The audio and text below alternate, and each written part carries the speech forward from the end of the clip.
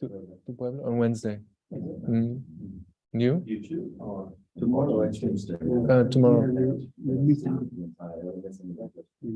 Yeah. Are you presenting already on Wednesday? Or?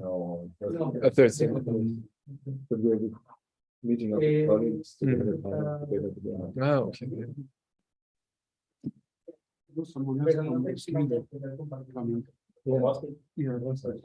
Yes, exactly. Are they really? Oh, I was thinking. I'm really proud of it. Returning to your email to him, I didn't buy it.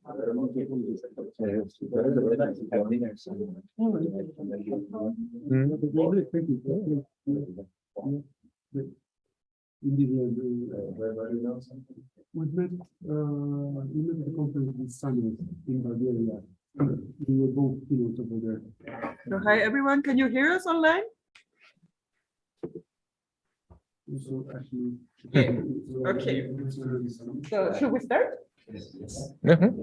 Welcome everyone.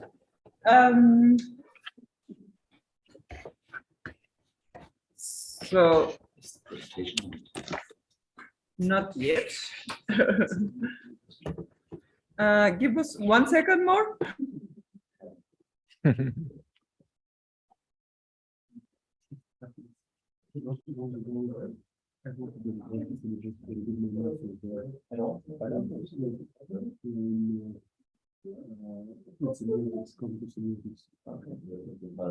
Exactly.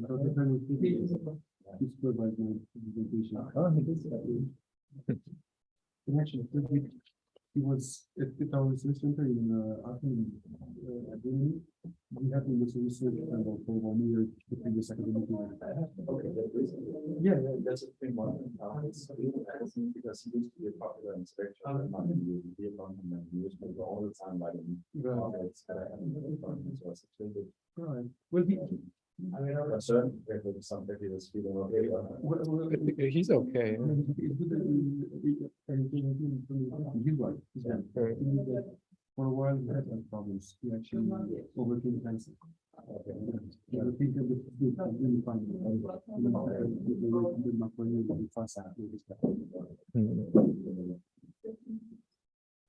Mike.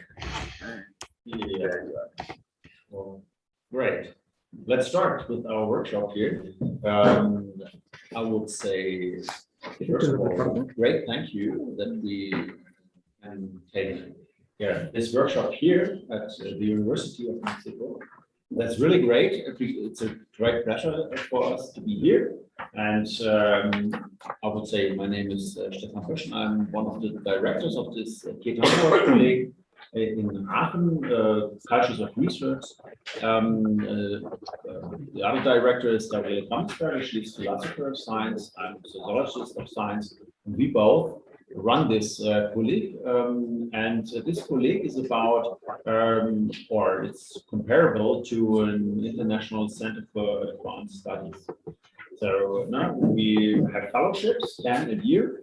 And that's really a great opportunity to strengthen the science technology studies landscape in Germany, but not only there, because one of the really main aim of this colleague is the internationalization.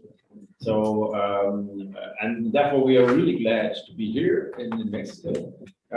And because one of our aims of this colleague is with regard to this internationalization, to research on the different cultures of research. So not only the ones we know by academic cultures, but the ones we know which are international. And that's really the opportunity we have with this workshop today and tomorrow, that we reflect on these cultural institutional boundary conditions of science, which are really different in the different countries. And therefore, yeah. I only want to say thank you again that you're all here, that we can take this workshop here. And I would say let's start with our workshop. Okay. So actually, you are our first speaker. Since the whole idea of this series of workshops is Stefan's idea. So I think like it's a good idea that we have a glimpse on what is the idea behind the series of workshops. but I'm going to introduce him briefly, and then you can start your talk.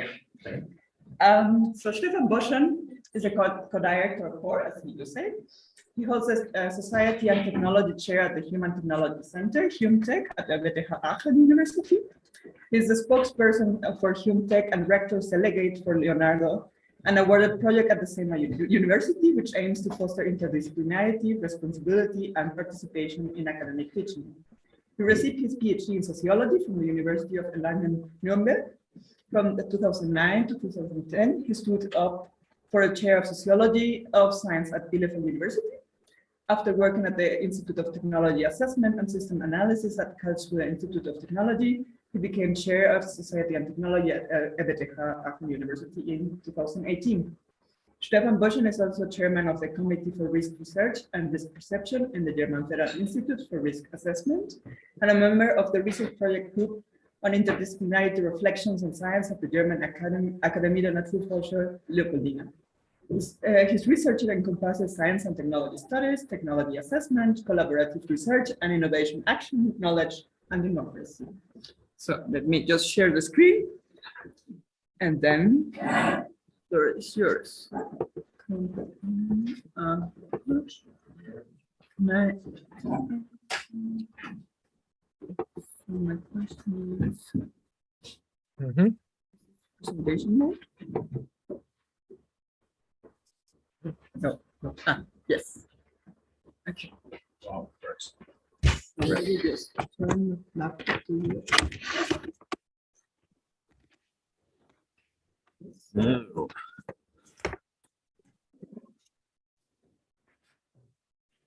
Yeah, wonderful. Yeah, to start with, these are first ideas about this topic of varieties of scientism, although they really last back 20 years, because I started my PhD directly after my PhD in a collaborative research center. It's a specific format of the German funding agency DFG, allowing to do great things. With a lot of people, and the background of me, and you see it here, is about theory of reflexive modernization. So this special collaborative research center was headed by Ulrich Beck, and so my background is in modernization theory, but in a specific line of modernization theory. That's important to know, because otherwise you would ask yourself why. Okay, modernization theory, that's old stuff, but we can say, well, this form of modernization theory is not that old stuff, it's cool stuff. I will come to this later, or not later, a few steps further. The shared screen is not moving for some reason. The virtual audience does not see the slides we see. Probably You share.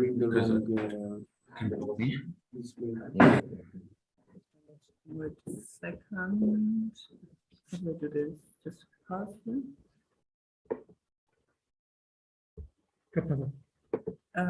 No pueden ver las slides en el Zoom cuando cambian. ¿Sabes cómo puedo dejar de compartir el Pantalla. Y ahora dejar de compartir. Entonces primero hago mode.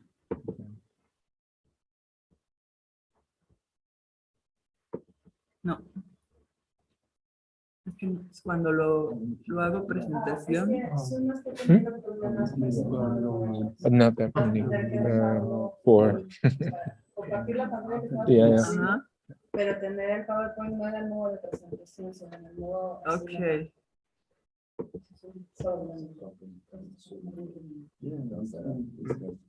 Lo que puedes hacer es recorrer la barra hacia la izquierda. La de las diapositivas, a veces es más pequeña.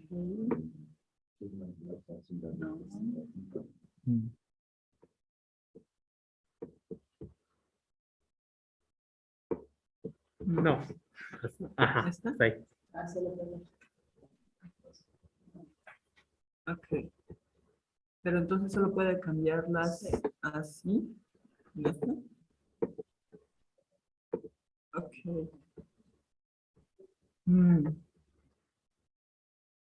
Ya, ok. ¿Hacemos así?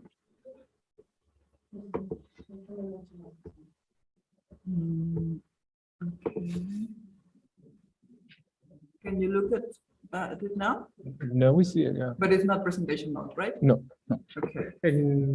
but go in presentation mode. Should I put it in presentation mode and try again? Okay. Right. Let me try it. Okay, you're right. It's not doing it. Sorry. You see it now? No, we're still seeing the other. The normal slides.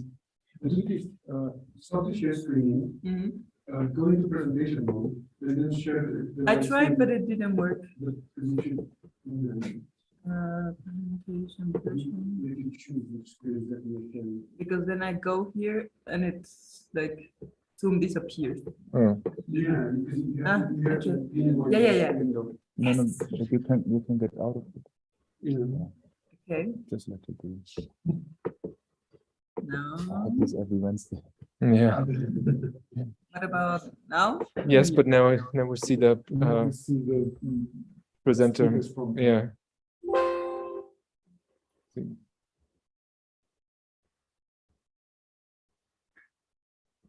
And it works if I Mm.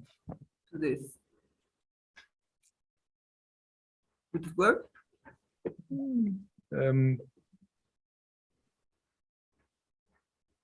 It's still the you know.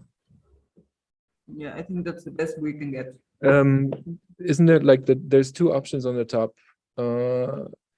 Configuración de visualización. Then yeah, that one. I would the duplicate or switch. I don't know. Now?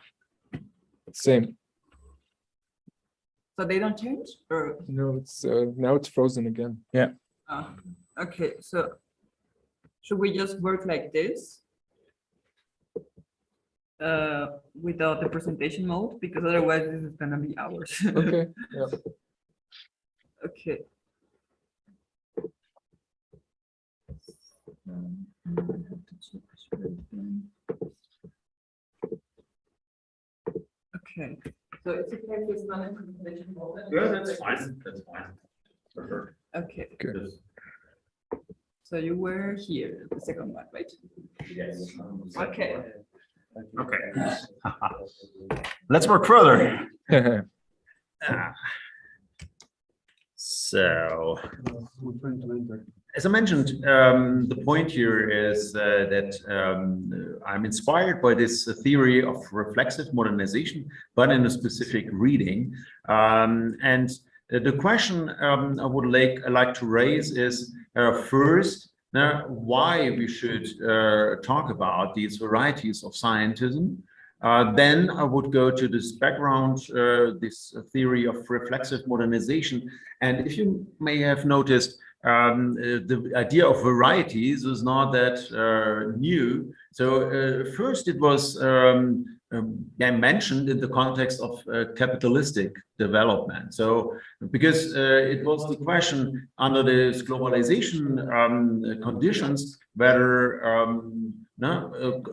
capitalism is one unifying form, or that there are different paths within capitalistic development, and therefore it's an inspiring idea to talk about the differences, about different pathways into or within capitalism. And inspired by that, I asked myself, well, shouldn't we think about varieties of science or scientism? Because also with regard to problem-centered research or problem-oriented research, we face the thing that there are specific cultural institutional boundary conditions which are importantly influencing the way how research is done. And one of the questions I would take and discuss with you further is then, because it's not as I'm in the background of technology assessment, there it's clear that there is a linkage between these cultural institutional contexts and the way research, this problem-oriented research is done. But with regard to other disciplines, I ask myself, well, is this also the case there? I do not know. And therefore, it's really interesting that, to ask whether also in philosophy, this is the case. I do not know. And therefore, I would like to discuss it with you. And so this is one part then at the end, looking at some aspects of a research program. Okay, starting, what is it about?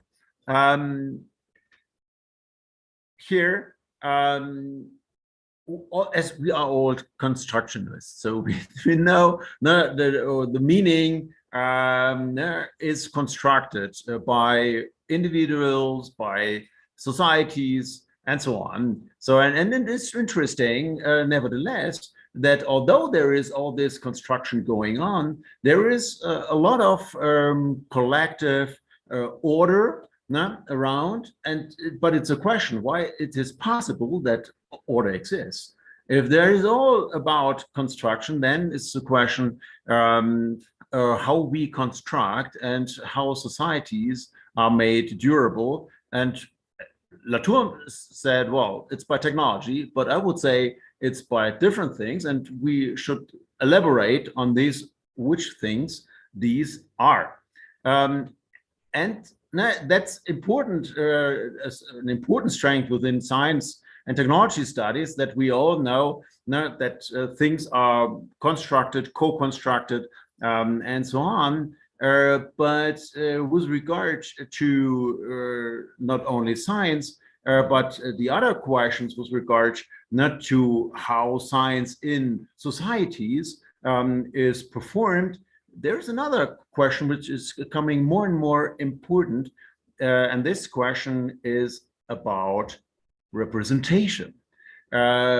Representation matters, and it's the question, who is speaking for whom, and why he is allowed or she is allowed to do so. And that's really a question which is important to take at the same place.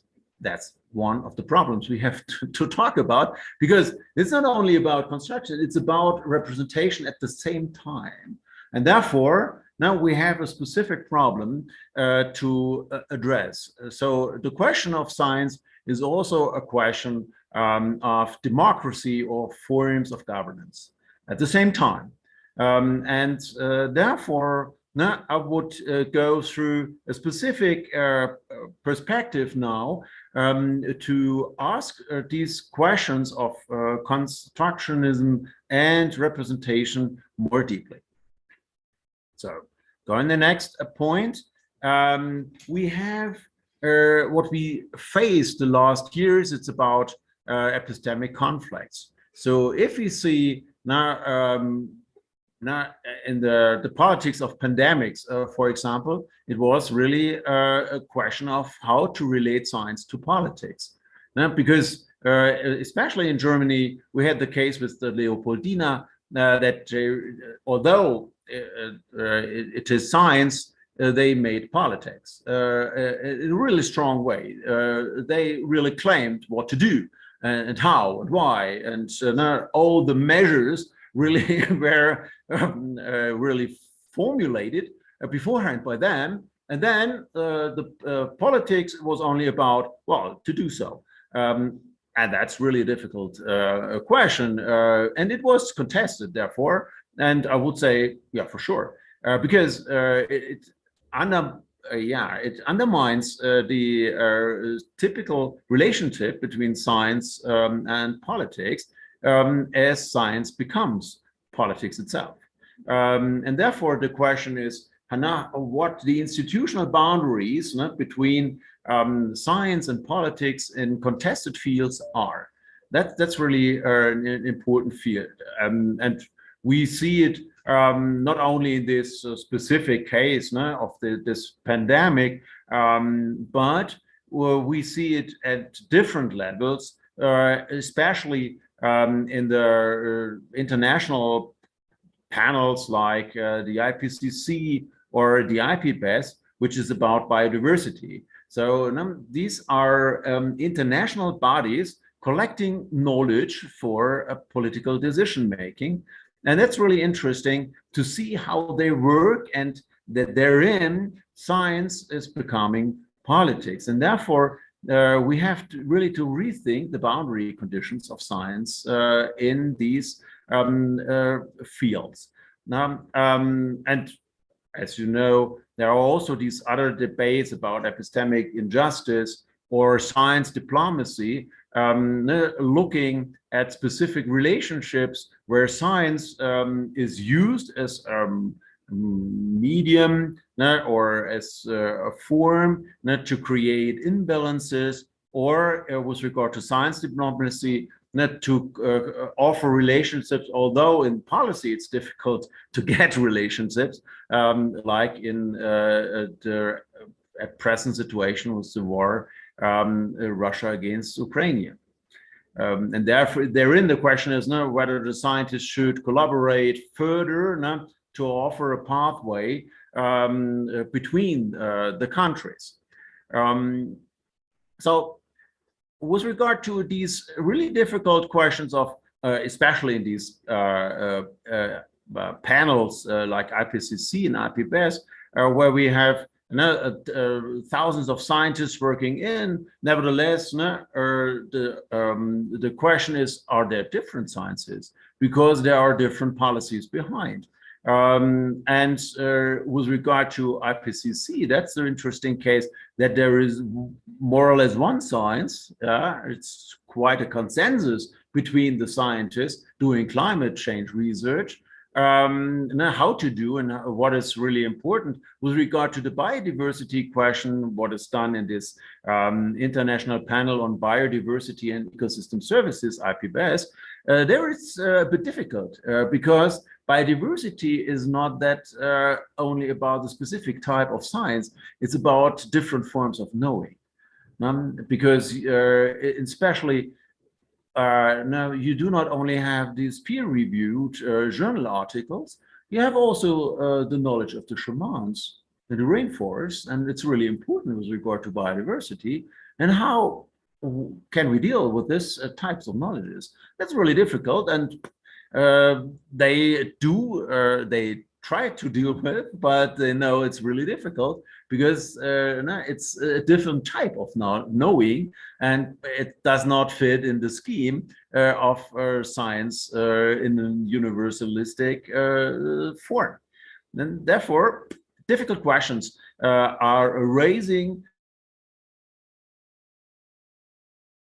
We have to think about our own background, and I would offer here a specific perspective, which is about the theory of reflexive modernization. The interesting argument of reflexive modernization is that's about self-transforming modern societies as a consequence of side effects of classical modernization. So it's a theory about self-transformation of societies by the consequences of their first stages of institutionalization, modern principles. And that's really interesting form to think about this modernization processes. Wow, it's quite loud. It's soundy. Yeah, that's really a variety of science. Yeah, that's true. In his last years, Ulrich Beck put these ideas on a global level. So it was not only about the transformation, self-transformation of nation states. It was about the question of how globalization is going on. And one of his main arguments was that the other is in the midst. Not that the other is not the outside, but is in the midst of every society. And that's really difficult thought because it's challenging our own ways of thinking, because typically we think by our classifications in this and the others and so on. So it's all every time in dividing groups, and therefore he never claimed that this would be possible, that we overcome this form of classification. That's true, but the question is how we can make visible the side effects of how of these ways of thinking. That is the important thing here. And the consequence was of being able to critically analyzing one's own presumptions under the view of the others. No, that's the point here. However, it remained an unfinished program, as Ulrich Beck died on the 1st January 2015, and his last book, Metamorphosis, was not written by himself. So it was collected from thoughts and is not, I would say, the best one. Yeah, and it shows that the problem that, well, it's an unfinished program. However, we can take important questions out of it.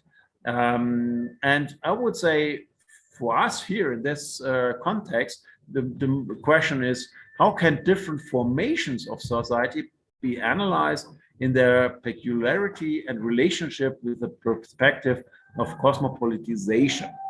And that's really the thing here. It's about cosmopolitization as a process and not about cosmopolitanism. That's really important to notice. That's really because he, in tons of articles, he claimed, well, although he's always accused of saying something about cosmopolitanism, and that's old and that's not important here, or it's really a specific medium, middle class perspective on world, on a specific neoliberal view, and so on. He said, no, it's not about. It's about a specific process. We have to challenge ourselves with regard to processes of interrelationships between different viewings of societies and different doings of society as well. And the point with regard to this globalization question is, it's all about whether it's a process of homogenization or heterogenization. What about whether it's getting a unique form or whether it's getting or diverse form? And these tensions always take place here. And it's important to notice, I would say, that these both processes are really interrelated. So that homogenization is forcing processes of heterogenization and vice versa. So because also too much diversity you can't deal with. That it's a problem in itself. It might be good with regard to representation or important, and many claim for. However, it's not possible to create orders out of a pure diversity view, single based on diversity. So that does not work, and therefore these tensions are interesting here, and the interrelatedness of both processes, and therefore it's about cosmopolitization. And not cosmopolitanism, because the one is a static form, cosmopolitanism, and this tension, it's always there, and therefore it can't be come to an end. It's impossible that it comes to an end, and therefore it's in an everlasting process here.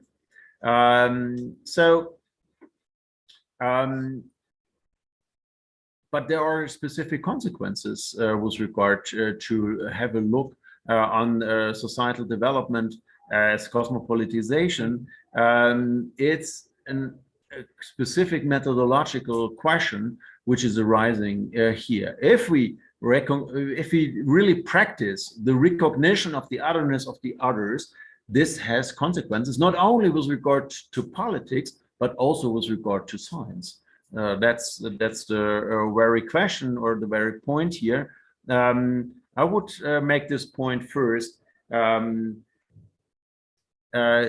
because it shows this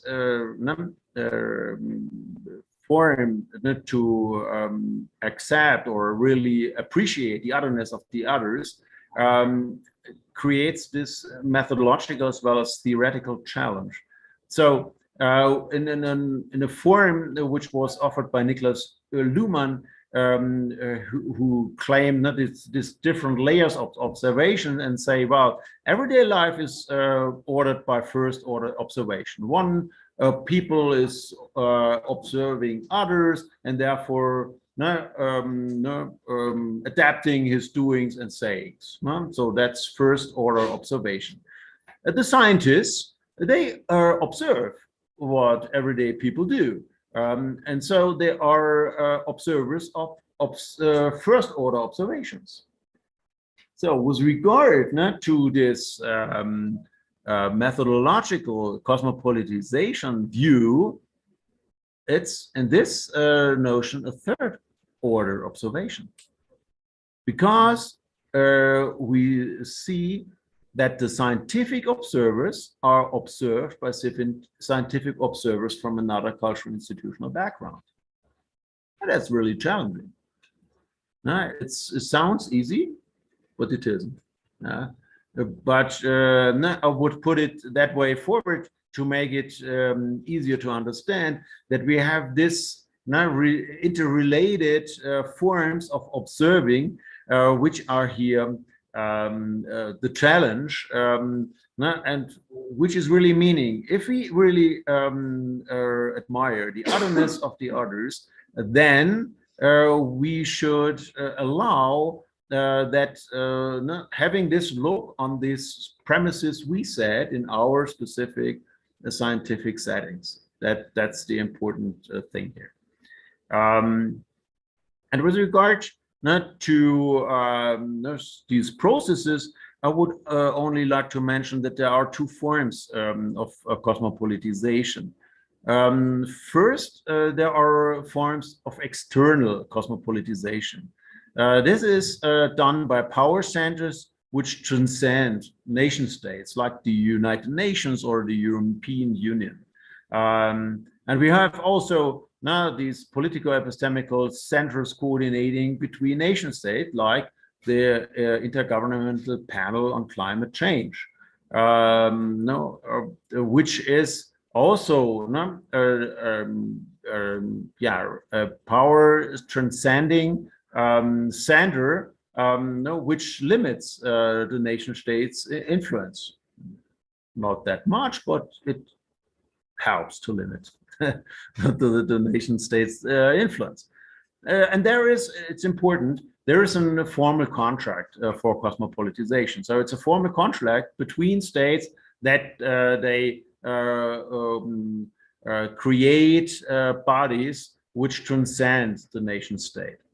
And there are also other forms of cosmopolitization. I would claim it internal cosmopolitization, because there are lots of ideas out there. Now, there are ideas about and practices like the MIT model or the Silicon Valley model, which are really famous, and they are out there. And there are universities and states which adapt these models, although they are different. And that's and it's by choice. So they decide to use this kind of models to reorganize their own cultural settings. So to put it that way, in this regard, cosmopolitization is a side effect, because there are ideas out there, there are schemes, they are used then by specific actors, but it's by choice. There's no obligation, there's no formal contract or something like that. There's something interesting out. But nevertheless, it's from another place, and it's a difficult form, because you cannot really transport all the specific boundary conditions where a specific model was created into the new setting. So you reorganize yourself by putting some specific aspects of this model, and that's it. So, and therefore, cosmopolitization is coming up like a side effect. So with regard to these background observations and it's not an observation, it's my own theoretical background. I would to go the next two steps with regard to varieties of capitalism and varieties of scientism. This varieties of capitalism thing is only to make two arguments. These attempts of varieties of capitalism were formulated against an idea of globalization as homogenization, as for example Mayer put it, or Streeck put it. There are some scholars that putting this idea of homogenization processes like world culture, as John Mayer do, or Streeck with his analysis of capitalism in a globalized world. The basic idea of the varieties of capitalism against this background is, well, there is no single path of capitalistic development. There are different paths. That's the main argument they have, or it's their premise for their argument. The argument itself is that these paths are stemming from cultural institutional differences, creating comparative disadvantages for capitalistic development. So that's the interesting thing here, that there are cultural institutional settings which creates advantages or disadvantages for specific entrepreneurs, specific companies, and that with regard to capitalism, is this an important thing, and risk capital, and so on. Not that there is these are settings which are complementary related. So companies are depending from their institutional environment, and you can't simply put so to speak a Facebook into Germany. It does not work. It's a different culture, and therefore you can't simply do it the same way. And it's not by accident that Facebook and all these Googles of the world were created in the US and not at other places. So it's not by accident, and that's their argument. So it's not by accident that we have these different paths, meaning that companies with a specific business model come up in specific cultural institutional settings. So there are companies with specific capabilities are placed in specific environments. And it's at the same time not by accident that Germany has a far-reaching tool machinery in industry, because it's a coordinated in contrast to a liberal form of capitalism. So with regard to liberal capitalism, what is their argument? They say, well, here in these forms, human capital is specifically at place as general human capital, meaning not that we have academic education, which is in their view, Fall and Soskich, general human capital and not specific one. Specific human capital, in contrast, is really by experience. So this specific educational model in Germany, where you have this experienced workforce education on the job, which is lasting 3 years on the job. This is getting specific human capital, because it's specific experienced knowledge, embodied knowledge, which is then at place.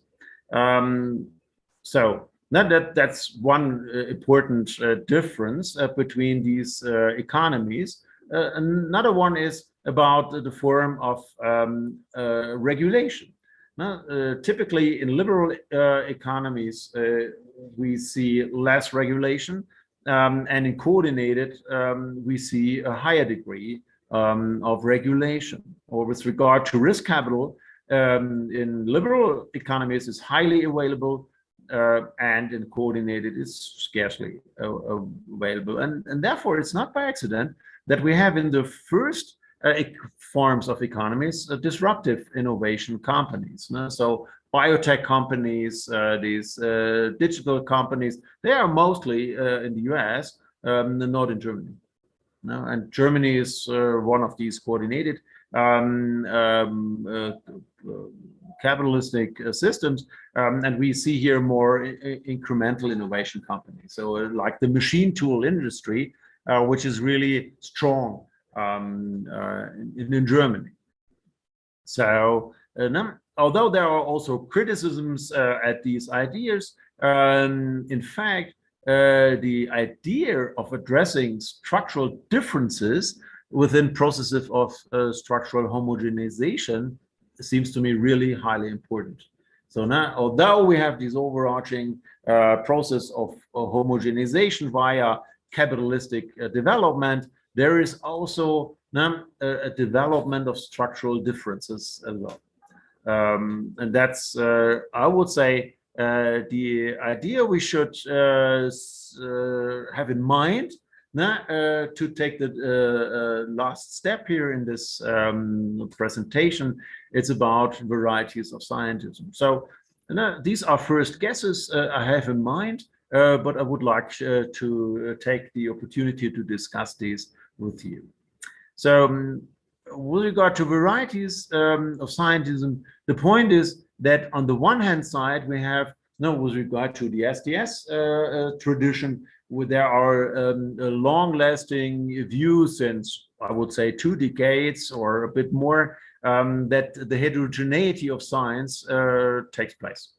And this was done especially by these ideas of Karin Gnocettina about epistemic cultures, but also by others. In her view, epistemic cultures are principles and machineries of how we know what we know. That's this famous formulation by her in her book about epistemic cultures.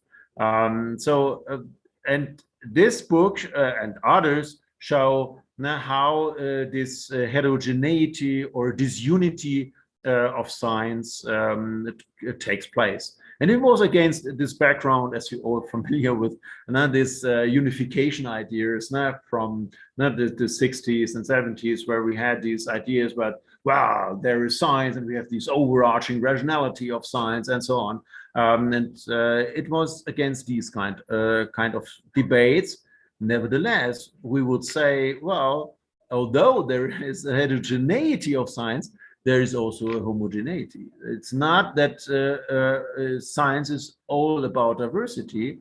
The interesting thing is that, for example, there are nevertheless specific methodological standards which are really quite unique in many epistemic cultures. So, and therefore, it's, for me, it's a question of balancing both aspects, the forms of heterogeneity, as well as the question where is nevertheless a consensus all over or over different epistemic cultures. And I found this tension is really important, that we should address it. So that's on the level of science. And then the next level is with regard to science and politics. And here it's one thought really fueling also my thoughts with regard of varieties of scientism was about from Sheila Jasanoff, the civic epistemology question.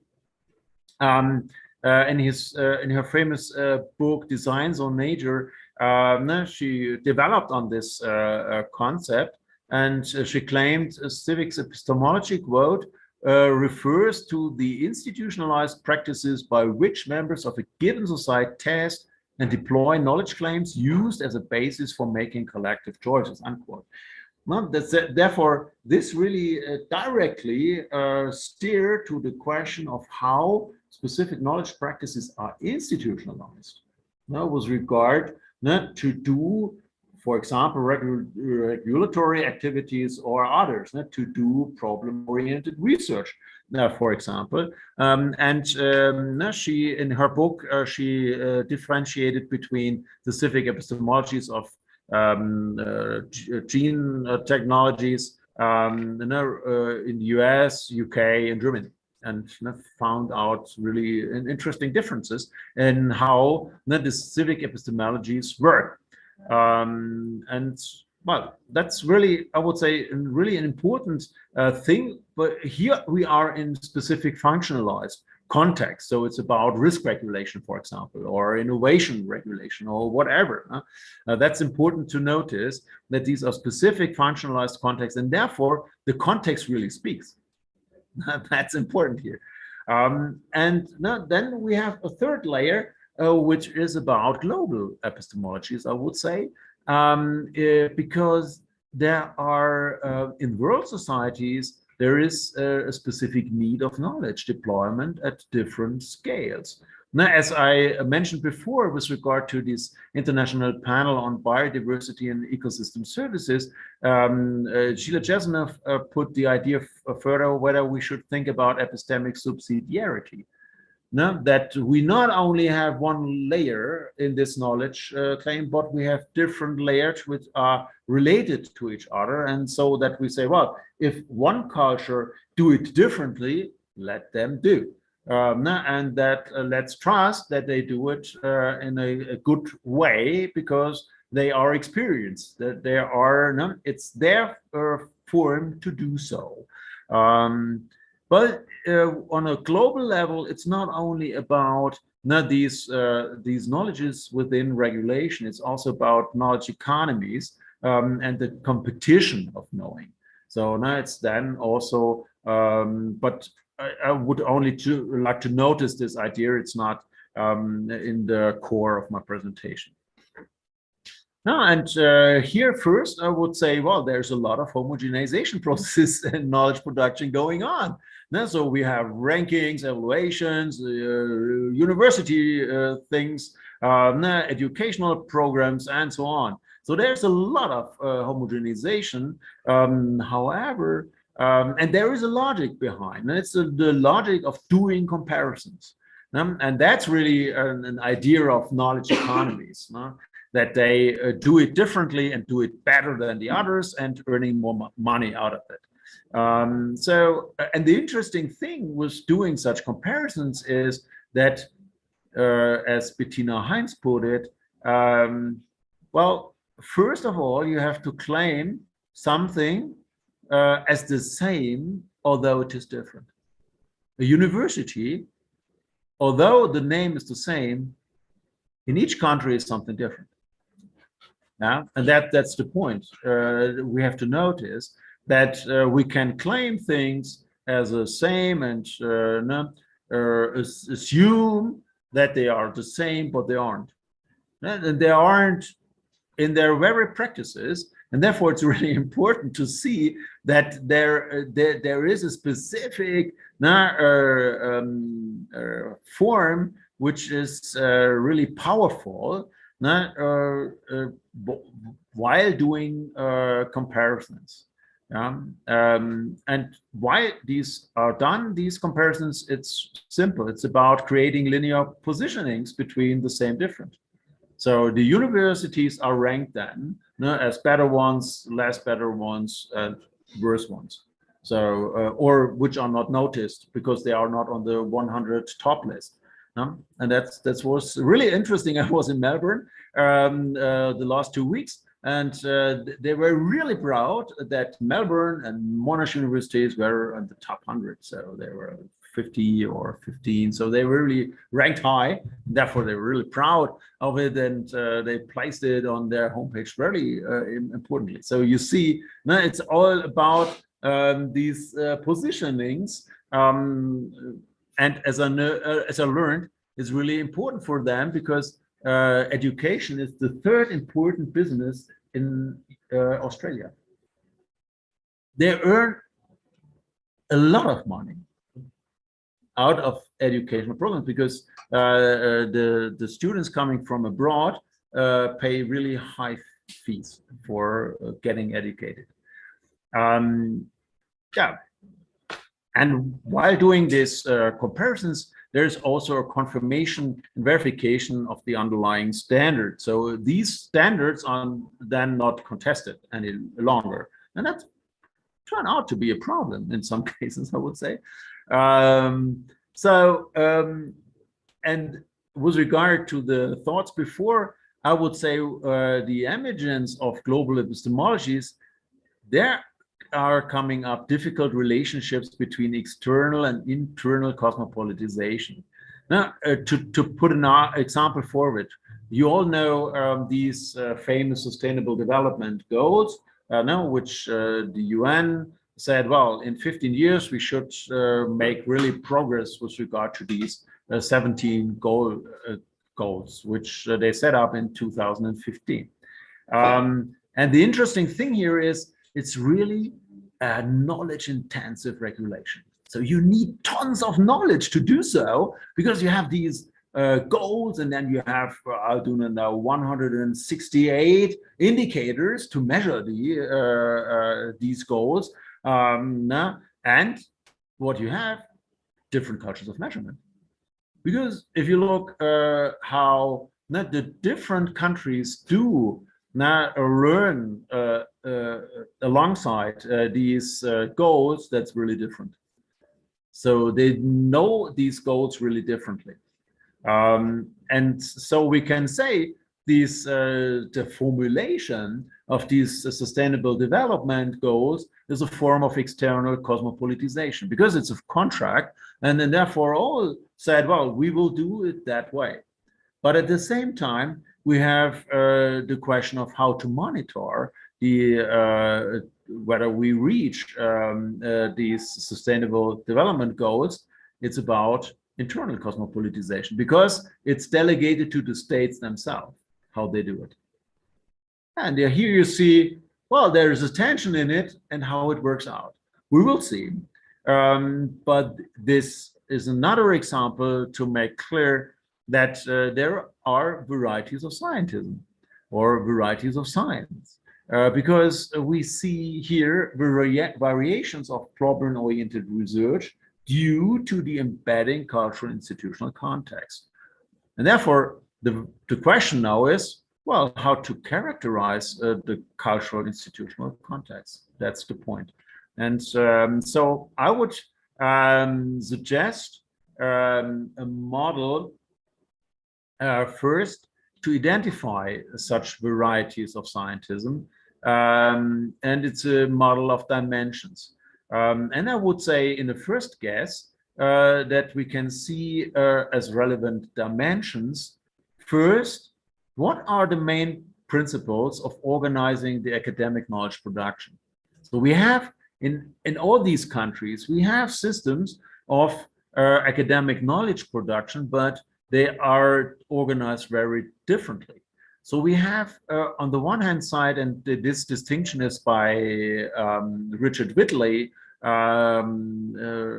made, he differentiated especially between state-dominated forms of organizing the academic knowledge production, where the state in itself, its universities are in the center, and especially a client-dominated form where research organizations are in the center of knowledge production. And therefore, these different forms of academic knowledge production, I would say, create a different landscape of how science is conducted. That's the first dimension, I would say. The second is about how governance is organized. And here, the I would say that it's not that surprising to differentiate between authoritarian and democratic forms of governing. But if it comes to details, it might turn out that this will be really difficult. Only to give a first impression of why this might turn out difficult is if you really take this epistemological form of cosmopolitization, this third order observation, then we have to really challenge ourselves with the view of the others. So, and in some conversations with Chinese colleagues, they ever said, "No, we are living in a democratic state." Wow, what you should do with this? Because in our meaning, understanding, we always say, "Well, no, that's really an authoritarian regime claimed democratic." But there are specific aspects we would say, well, that's not democratic, because there is now a public sphere really allowing a free choice of meaning. Well, but it's really interesting to hear from inside then that it's that they see it really differently. And therefore, you see the problem with regard, or the challenge, I would say, with regard to this epistemic cosmopolitization and the aligning third order observation. A third dimension, I would say, is about civil society, because this makes really a difference whether there is a civil society which can be mobilized or which mobilize itself for doing research on problems or not. So it's really important, for example, that in different countries, citizen science really mean different things. So in some countries, it's really like in the US, you have a really high mobilization potential, and they do citizen science in a form of really contesting the official expertise. So they do science for their own purposes related to specific problems they are facing to. And then we have countries where we have no or really a low mobilization potential of civil society, which especially in the eastern countries of Europe the case. So there's a low mobilization potential, but nevertheless there is really an interesting thing.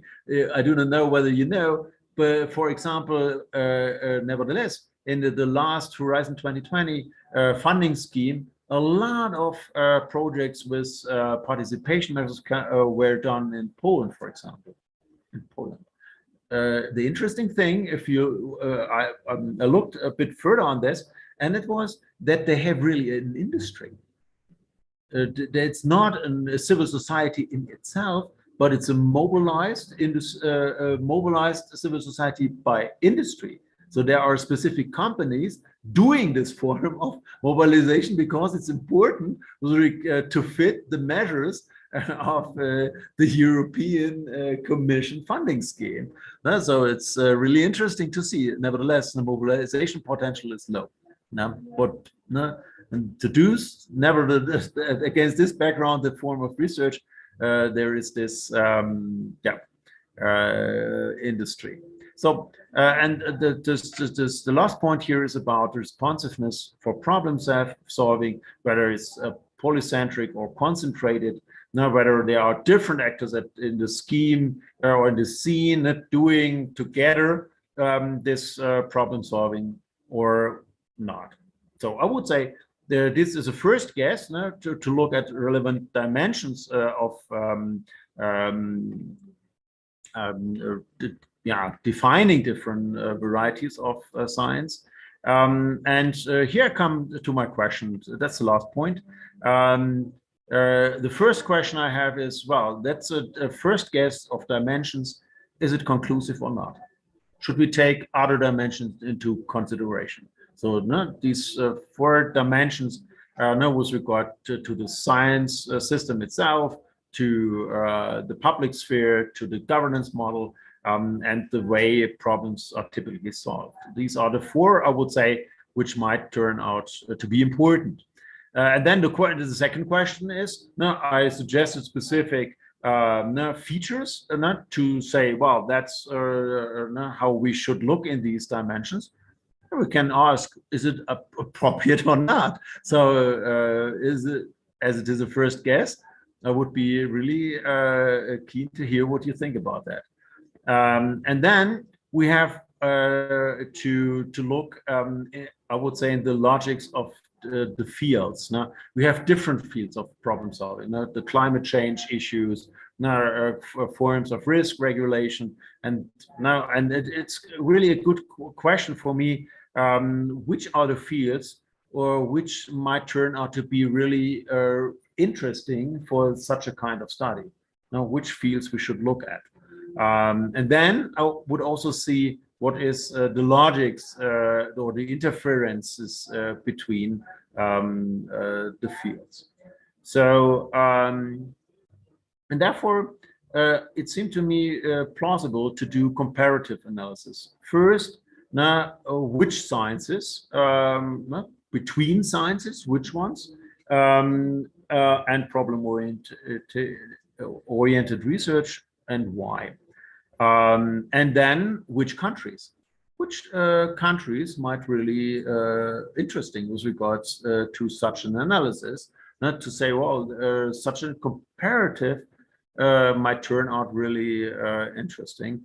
And then it's about practice in epistemological cosmopolitization, as I would wish that we do it in this workshop together. And thank you very much for your attention.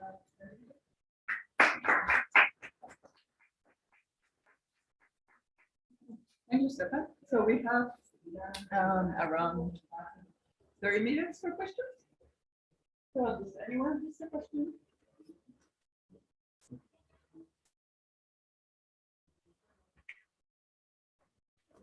Super interesting. Thank you. There are many points that I would like to. We have time. That's good. Yeah, we're not in a rush. So, but the more important one, perhaps, I'm quite interested in this idea of measurability, like create metrics. Yeah. What is models in a way of trying to. And I think it's very interesting these dimensions that are. But one thing I was thinking is the model kind of already limits the possibilities for inclusion. For example, with using the democracy or a democratic as an indicator for this method. Already kind of makes it possible to include certain very European definition of democracy, very modern notion of it. And the example I think was interesting, right? We actually use models of science that will consider themselves, even though our point of view measure will be outside of this, on the authoritarian.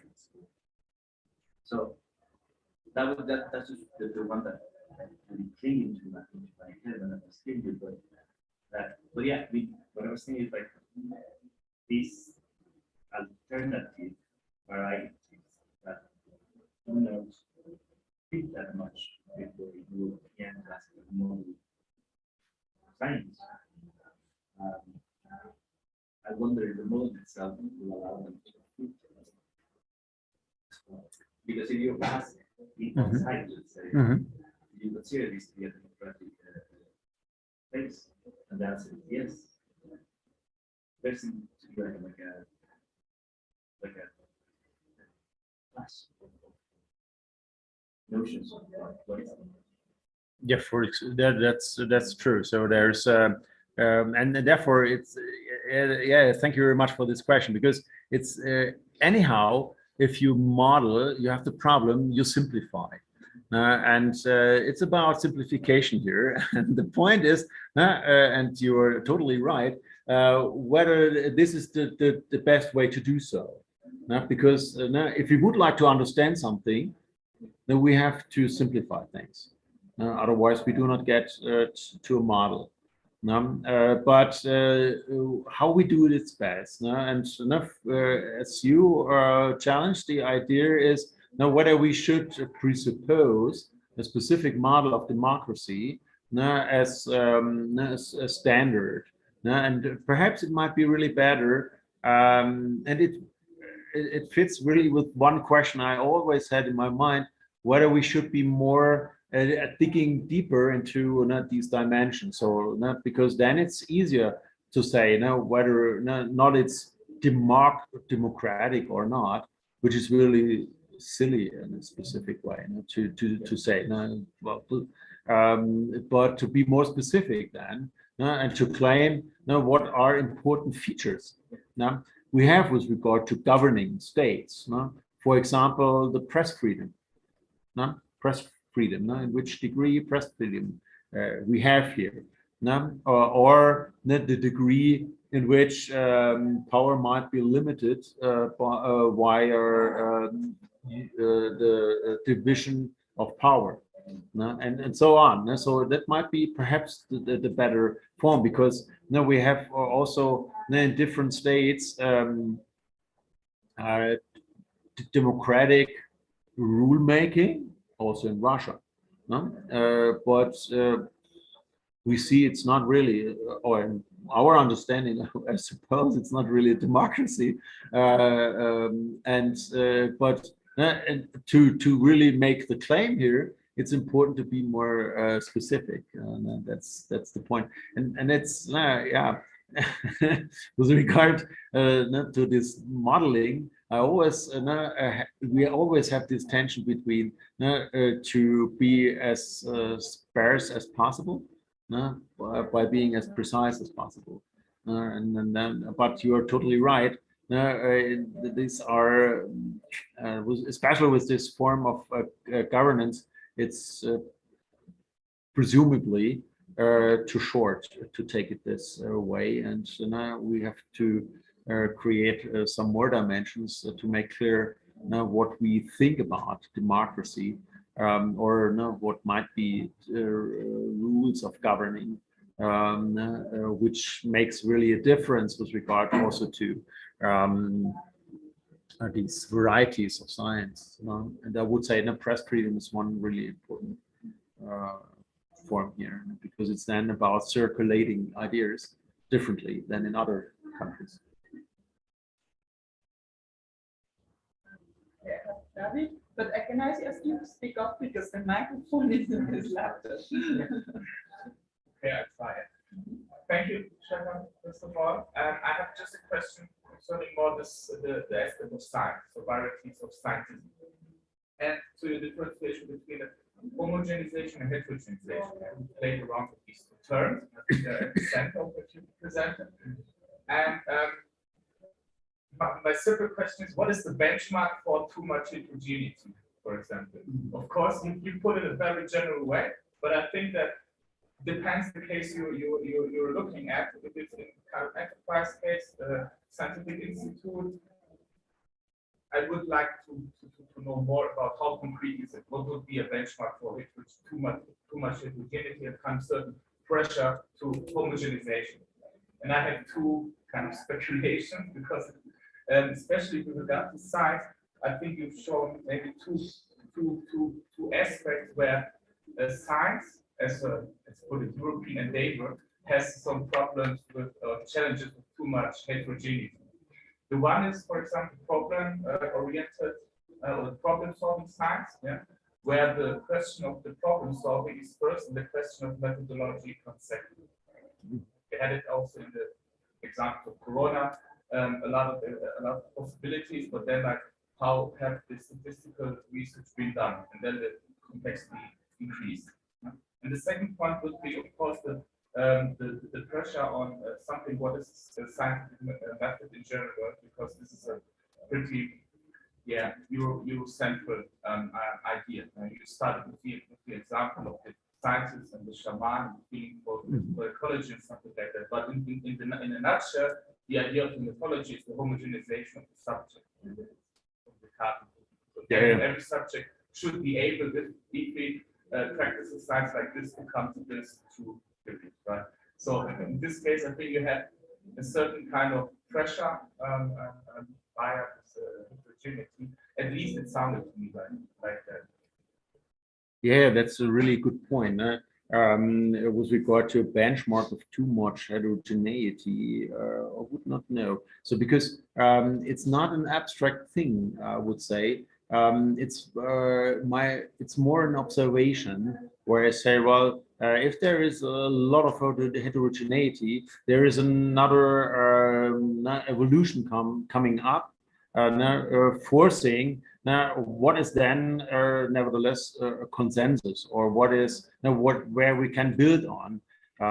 It's more about like a field of different forces, where if there are these forces of diversity, then other forces coming up to ask what we can do out of this, nevertheless. And that's so it's not really a theoretical question at the first stance for me, or a conceptual one. It's more about what we can observe now with regard to concrete evolutions, developments, processes. Now, however, you're totally right that we are also, always struggling with coming from specific traditions. And then the question is, whether coming from a specific tradition is in itself a problem, how far it is a problem, and why it is a problem. And therefore, I would say it's really important to be challenged in this third order way, because it's a way really to see which are the presumptions which are problematic and why. But I would say then it's also problematic if we say it as a principle, that we say it's methodology and therefore it's Eurocentric. I don't know whether there is this strong relation, because there are different methodologies stemming from different contexts, and one specific is this European view on how things can be claimed as scientific knowledge.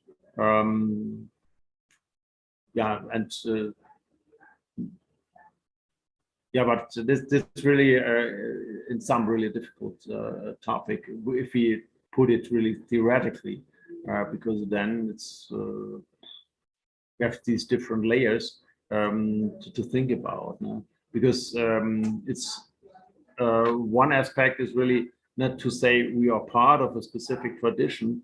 However, it's a question how far-reaching this tradition forms at present the way of how science is done or not. So, and I would say that's these things are really difficult to claim and to fix, and really to say what is the case here, because coming from a different tradition does not explain all the things.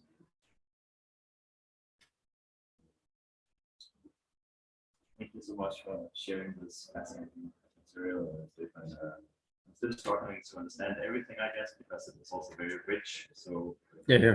perhaps I can suggest a case, and through that get to understand your framework a little bit better, because you also asked us to perhaps come up with a case. So, so I was wondering, so the case that I guess that you would be familiar, with the system of fabric just outside Berlin. Yeah. That's one case. And another case, the Facebook funded Institute for AI Ethics at the Technical University of Munich.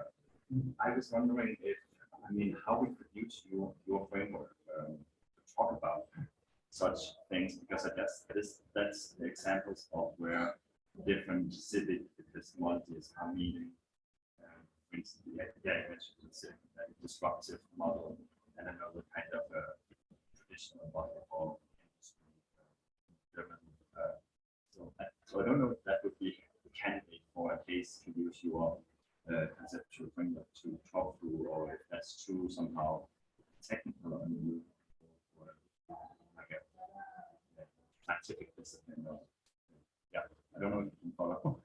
Yeah, absolutely. I can follow. It's really, thank you very much for this. This is totally interesting for me because it shed lights on conflicts coming up. Yeah. So it's about epistemic conflicts that we, and it's really an interesting cases you mentioned here because it's about confronting different civic epistemologies to each other.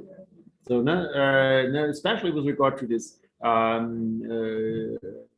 Technical University Munich case, it's really interesting to see what about the conflicts. And there have been a lot of conflicts within the university because it was about this question, well, is it now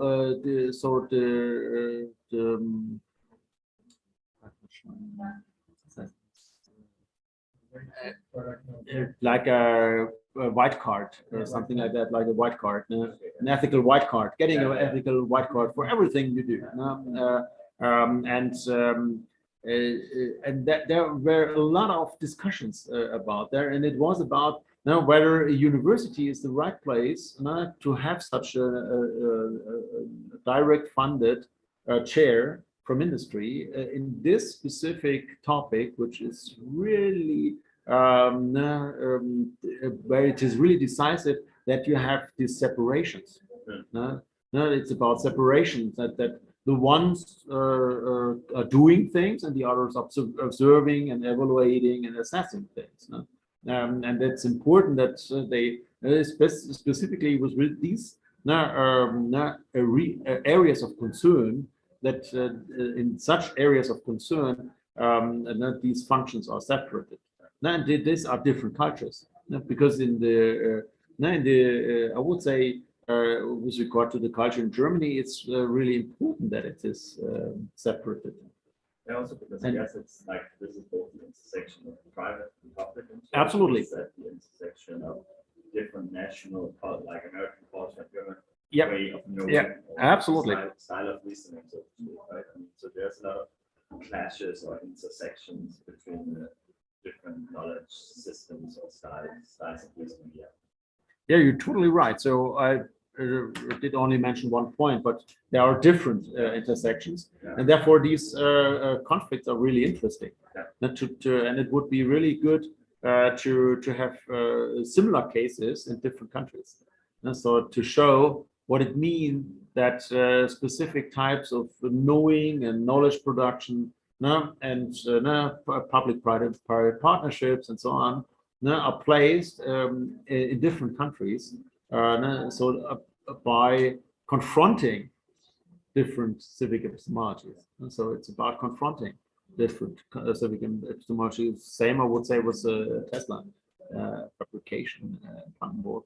But there is more about these specific economic development. So with regard to varieties of scientism, I would claim that this case of TU Munich is more to the point, because it's the other one is about capitalistic development and specific questions of how to collaborate or not in these specific times of economic development. But thank you very much. It's a really good point to focus on such on conflicts coming up. Yeah, thank you. Yeah, it's a rich presentation. But and during your presentation, you sort of also comparing to Germany and ours, of course, Denmark. Yeah. And thinking a lot about our own history, our department that comes from a tradition of participatory design, and sort of originating in the introduction of technology into the work. So they had, for instance, an Utopia project where they would collaborate with unions, and we sort of also respect the knowledge of the unions in the development of the technologies, thinking that their knowledge is as important as the sort of scientific knowledge, and how to sort of mobilize the unions. And that, so it could referring to these dimensions that you have, you can see this as a question of modernization, but it is also a question of the organization of labor. Is such a thing is only possible because of Scandinavian countries having very strong unions. Because in Scandinavian countries certain size would have union representatives and managed, meaning that it cannot apply these technologies without the consent of the workers. So I'm sort of wondering of the role of the organization of labor, which is really also something that must characterize the different capitalisms that you are trying to bring forward. So thinking of the organization of labor as another dimension that would also point to the different conflicts that you might experience, speculating about what a sensibility to that might mean for the way we compare these issues. And also what kind of a sensibility to labor practices in knowledge production might be. Also thinking of the eye sort of labor that goes into having these sort of climate models actually work, that might also distinguish or sort of explain some of the sort of universality by which these models appear. I'm speculating, but I'm speculating of the value of a dimension that addresses the organization of labor. Wow. Yeah, that's really a great point. Yeah, absolutely. So because we can see that now we have this in the Scandinavian countries, but also in all these coordinated capitalistic pathways, we have these strong force of the labor representatives, and that's really the worker unions, no? And that's really important with regard to how specific scientific technological options were applied, used, or not. And then therefore, it's really interesting point, because now we see also now in Germany there is this movement towards a participatory design, but it's really not that strong that in the Scandinavian countries.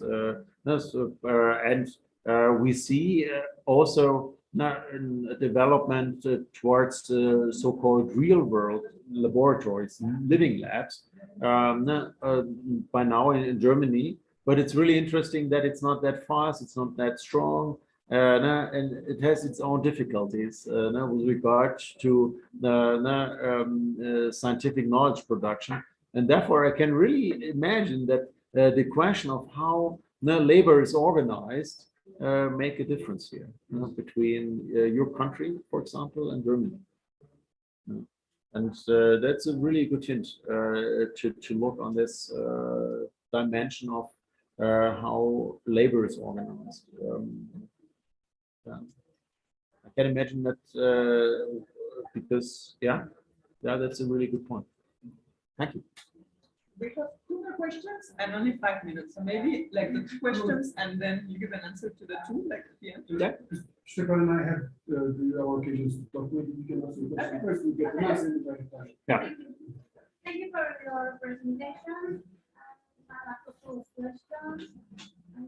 They may sound basic, but I also think that it's important to have a common discursive framework.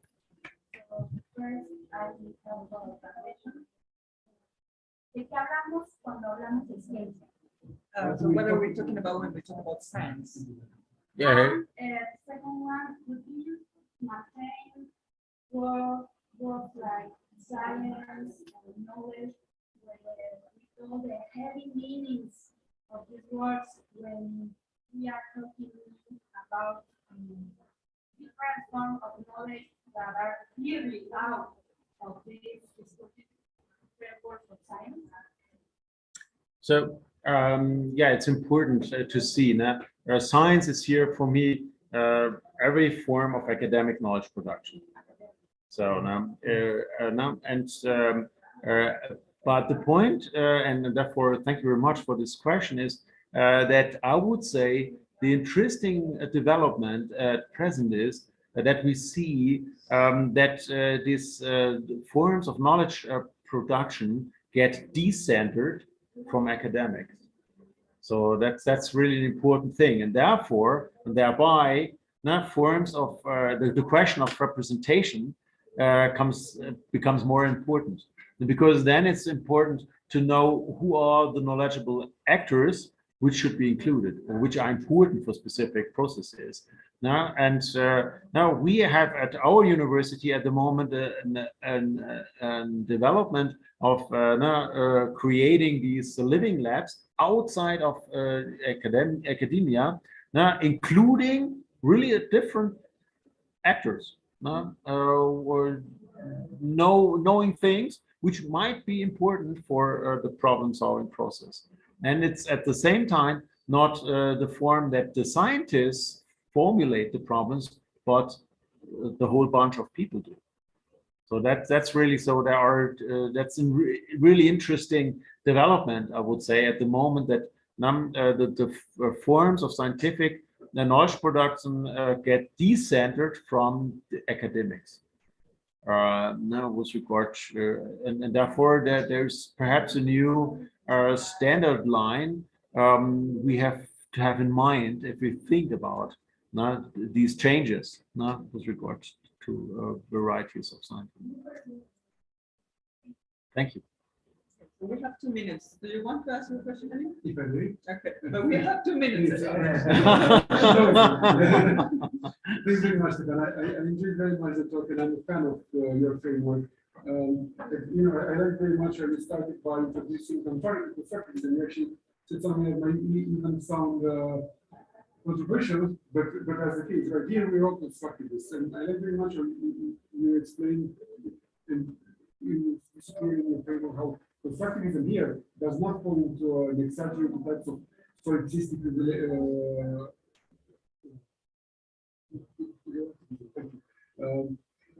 right, in how that it's actually got a form of realism. Cross comparisons are not only possible and insightful but necessary. Whatever you may be revealed is insightful and necessary in the production of knowledge. And I like very much how this prism we take, balance and tension as two sides of the same coin, as much as homogenization and heterogenization. Like we need them both in science and in anything like that. And I think that the concept of similarity could be an interesting instrument in this framework. I would say that is similarity, which is not identity, right? Similarity supposes similarity is the other side, the coin, which also has the difference of one side. Similarity is what makes cross comparisons possible, I would say. I only have that in both on that. And I would also like to say on this slide and Facebook examples in general. From the point of your framework, we all see problems in that. Like, if you ask me personally, I think it's either, right? But I think that in the context of Germany, especially, maybe it's not that bad because it heterogenizes things a bit. It upsets this kind of industrial invasion in German academia, strictly in the German context. I think it's good because it upsets the hierarchies of German academy, which is all too nation-state driven and built and conceived, right? So it I think contributes to the heterogeneity of the German academia in a good sense. Because again, German academia is being so governmentally construed. This homogenization. That's an interesting question. What is the outcome of this process? So because and I would say at the moment we do not know because it's about the practices which take place then. And therefore, then we see first how they do this form of ethics of the eye. And second, how it is perceived by the public. The point here is now because typically in the German public, this question of being economically or bound by economic interest is a real problem with regard to science. And if it is too near, then it turned out to create really a huge outrage. Because it's seen as really problematic that there are the influences from the wrong side, and that science should be the neutral partner herein. So, and we experience in different processes that is really the public perception of what science should be, and therefore there's a strong ethics of what science should be in the public, and therefore the case is more complicated as it seems on the first hand side, and therefore it's really interesting.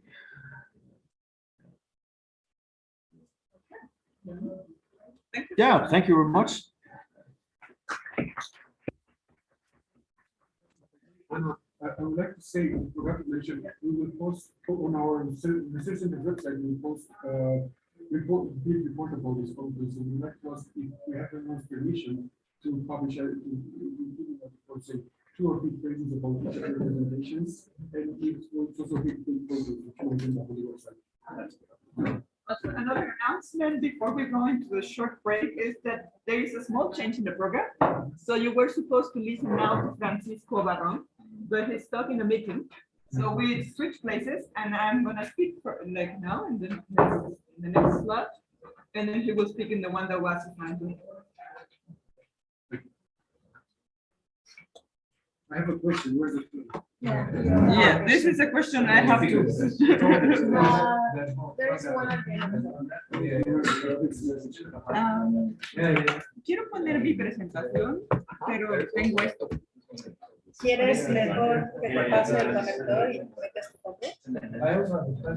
Pero tenemos que cambiar todo esto. No, porque te metes a Zoom y nada más te presentas desde el. Ajá. De hecho, tal vez incluso es mejor tener siempre como otra laptop para que podamos tener como que puedan ver el público. Sí, o sea, podría estar esta conectada transmitiendo, cada quien utilizando una computadora. Pero yo quiero leer mi texto de aquí, entonces voy a tener que dividir pantallas. Tengo otra laptop. ¿Tú qué? Tengo otra laptop, la de Francisco. No, si quieren, primero hagamos con este aquí, que me hace más fácil la ¿La vida. pasaste en PDF? Sí. Exacto, porque así sí se ve pantalla completa. ¿Ya lo pasas ahí? No, pero es que lo que te digo que necesito este adaptador para USB, ¿Cuál es? pero tienen de todo. Ese es. Yeah. Yeah, they disappear, right? Yeah. It's probably too late. Too late, too late.